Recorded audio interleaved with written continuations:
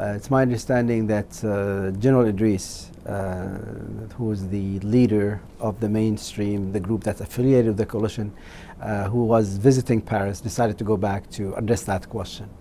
There are some, in fact, one of the particular group, that's al-Nusra, never really recognized the coalition. We don't work with them. We don't consider them part of the Free Syrian Army. So we just, again, there are a lot of really misunderstanding again about that particular YouTube.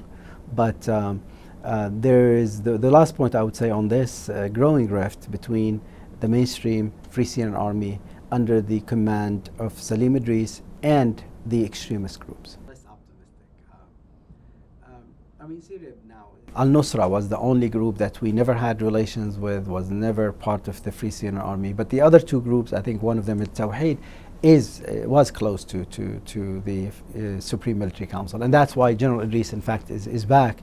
And I saw again one statement this morning that he's in touch with these commanders, and some of them kind of actually denied that.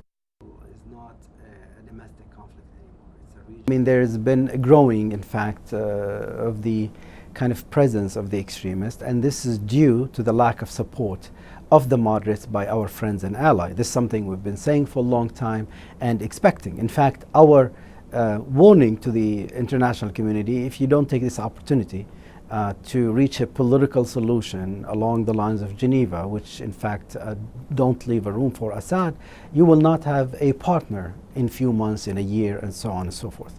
This is a fact. I mean, it's the Obama administration's announcement that they will carry out a strike in retaliation for the use of chemical weapon, then not doing that created a lot of frustration. I think what we see now is some of its expressions inside Syria.